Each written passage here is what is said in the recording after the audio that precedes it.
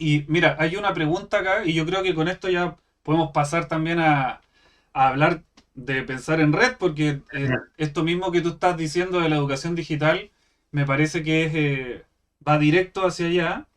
Pero también hay una pregunta que se está repitiendo en el chat que tiene que ver acerca de la relación entre la filosofía y la política. Yo creo que si pensamos la política en términos amplios, ¿no es cierto? No en términos partidistas o estrictamente ideológicos, sino que en un sentido como lo pensaríamos filosóficamente. eh, Me parece que también tiene muchísimo que ver con el proyecto de pensar en red, en el sentido de que tiene que ver con la responsabilidad frente a la sociedad. Es que qué le digo a la sociedad, qué puedo hacer con la sociedad, qué le puedo retribuir a la sociedad desde la filosofía, o qué puedo aportar desde la filosofía. Y en este sentido, ¿cómo piensas tú esta relación entre la filosofía y la política? Y cómo es que, o sea, política en sentido amplio, en esta responsabilidad social, podríamos llamarlo, y este proyecto que estás llevando a cabo de pensar en red, ¿no es cierto?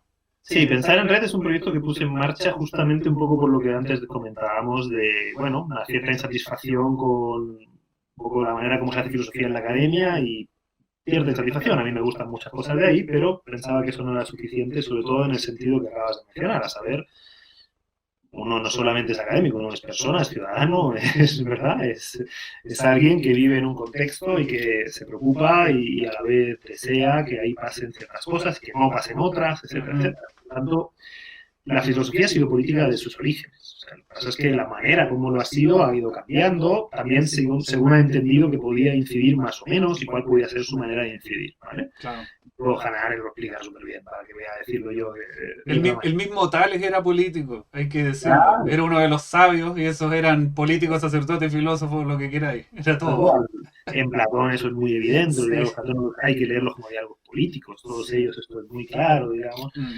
Entonces, eh, no hay una separación. Yo creo que la separación es artificial y se da a lo mejor en el ámbito de cierta manera de entender la academia, pero no de la filosofía. La filosofía es política porque es Ujú. un intento, insisto, de pensar tu propio tiempo Ujú. y eso quiere decir sobre todo tu sociedad, ¿verdad? Y los fenómenos sociales fundamentales, la digitalización es un fenómeno social, digamos, ¿verdad? Sí. Las transformaciones de la vida que estamos mencionando en esta charla Mm. son fenómenos que nos afectan personal y socialmente, somos seres sociales, entonces esas dos dimensiones siempre están implicadas Mm. y por lo tanto la filosofía sí se ocupa de eso. Ahora, ¿qué puede aportar? Yo creo que puede aportar a varios niveles. Primer nivel, de nuevo, a menudo, por ejemplo, cuando pasan cosas como lo que ha pasado no solo en Chile, pero por decir algo más cercano en Chile, que lo vivimos acá, ¿verdad?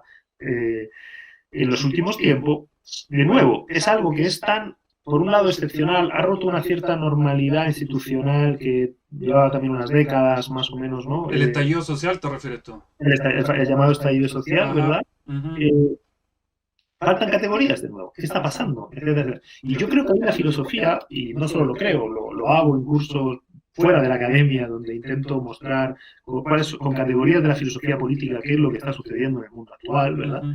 Y ahí, por ejemplo, explicar bien qué es el populismo, que no tiene nada que ver con lo que los políticos dicen cuando acusan a otro de populista, Claro. intentar mostrar dinámicas de lo que se llama una democracia más radical, cuáles son las distintas ideas que han articulado el discurso político, cuáles son las actuales, qué ha pasado ahí, etcétera, etcétera.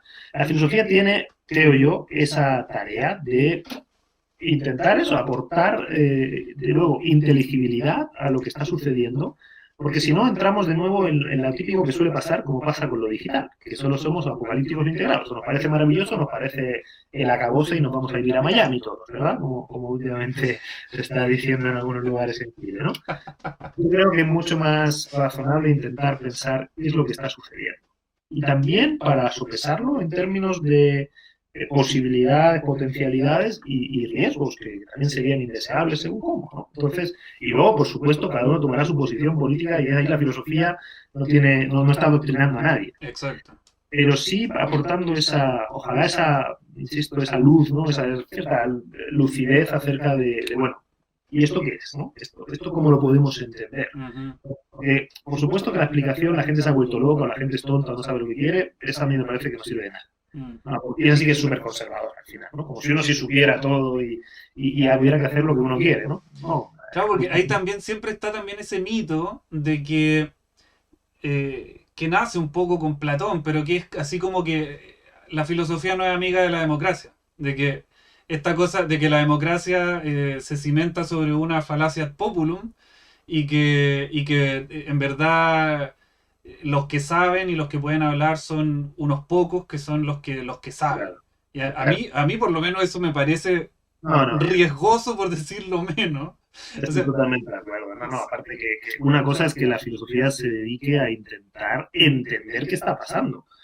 Pero eso es justamente una forma de enriquecer el ejercicio sí. democrático, no de ir en contra de él, Mm, para nada. Es justamente salir de, normalmente se habla de esa polarización, etcétera. Muchas veces es más artificial de lo que parece, pero salir de la pura reacción a favor, hooligan o no, a favor en contra, digamos. Yo creo que política, lo que tenemos que adquirir, y por eso hablan de educación ciudadana y mm, educación ciudadana digital, es una mirada que nos permita quizá captar mejor lo que está sucediendo mm, y atender. Claramente no vamos a estar de acuerdo a lo mejor en qué habría que hacer y por eso es democracia y por eso quien convenza de cuál claro. sería el proyecto más adecuado a lo que está sucediendo y quien tenga una mejor respuesta, pues bueno, Mm, tendrá más adhesión también sí. de la ciudadanía, ¿no? Pero eso es ejercicio democrático. Los que creen que el ejercicio democrático es malo y que unos expertos deberían guiarlo, bueno, pues claramente eso Sí. no es lo Aparte que, correcto. aparte que me parece que Hablando es una técnica, que eso es lo que desde Platón, perdona, sí, déjame sí. es que desde Platón está claro que la politique no es una tecné, o sea, no hay una técnica de gobernar, no hay una tecnocracia. Mm, O sea, porque está en juego cómo queremos vivir como comunidad, y sí, eso no es una pregunta que podamos responder técnicamente, sino reflexivamente. Y claro. por eso es importante ahí el ejercicio reflexivo. Sí, y me parece que pasa algo, por decirlo así, como que no puede haber algo así como un experto en ser ciudadano o en cómo tenemos que vivir, por decirlo así, como conjunto, porque todos somos igualmente ciudadanos. Si en verdad estamos convencidos de que todos somos igualmente ciudadanos, entonces, ciudadanos, somos todos igualmente expertos. O sea, no Claro. hay alguien que, por decirlo así, como que sea más humano que los otros para que le pueda venir a decir cómo tiene que ser humano. ¿Me entendí? Entonces es interesante el tema de la convención, ¿no? Que Sí, justamente es evidente, ¿no? De alguna manera reconoce eso. O sea, claro. hay juristas, pero hay muchos no expertos, porque no se trata aquí de ser experto en algo, sino de reflexionar en qué país queremos vivir. Sí, Y eso es ejercicio político por sí. antonomasia, es un ejercicio democrático por Y antonomasia, sobre ¿no? todo, por ejemplo, en discusiones que tienen que ver con, por ejemplo, con la Carta de Derechos. O sea, que para poder postular la Carta de Derechos o ciertos derechos haya que ser abogado, por ejemplo, o tener un doctorado en lo que Claro. sea, eso es una ridiculez. Es una ridiculez.